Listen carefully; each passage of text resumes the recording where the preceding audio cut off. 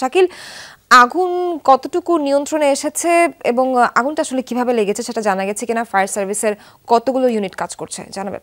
ফার্মগেটের ইন্দিরা রোডের একটি ভবন, বাণিজ্যিক প্রতিষ্ঠান। সেই বাণিজ্যিক প্রতিষ্ঠানের বেসমেন্টে একটি আর্থিক প্রতিষ্ঠান the mercantile cooperative society limited, এই প্রতিষ্ঠানটির বেসমেন্টে তাদের স্টোররুম বা গুদাম ঘর রয়েছে। সেখানে তাদের নানা ধরনের নথি, কাগজপত্র এবং ব্যবসায়িক জিনিসপত্র রাখা ছিল এবং সেখানে সকাল 9:30টার পরে আগুনের সূত্রপাত হয় বলে আমরা এখন পর্যন্ত ফায়ার সার্ভিস সূত্রে জানতে পেরেছে এবং সেখানে তথ্য পাওয়ার পরপরই ফায়ার সার্ভিস এসে তারা আগুন নেভানোর চেষ্টা করে এবং আগুন তারা বেশ খানিকটা নিয়ন্ত্রণে নিয়েও এসেছে। কিন্তু যেহেতু বেসমেন্টের ভেতরে এই আগুনের সূত্রপাত হয়েছে, সে কারণে সেখানে ব্যাপক ধোঁয়ার তৈরি হয়েছে এবং সেই ধোঁয়া বের করার জন্য এখন ফায়ার সার্ভিস কাজ করছে এবং ফায়ার সার্ভিসের সদস্যরা অক্সিজেন সিলিন্ডার নিয়ে তারা সেখানে ভেতরে প্রবেশ করেছেন। এখন পর্যন্ত কোনো হতাহতের খবর আমরা পাইনি,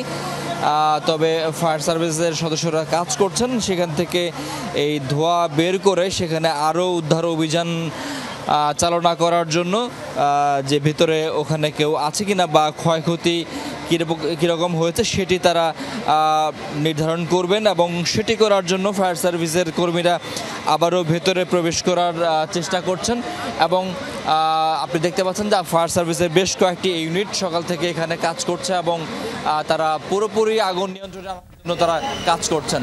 সোহার। শাকিল হাসান, ধন্যবাদ আপনাকে সবশেষ তথ্য দেওয়ার জন্য।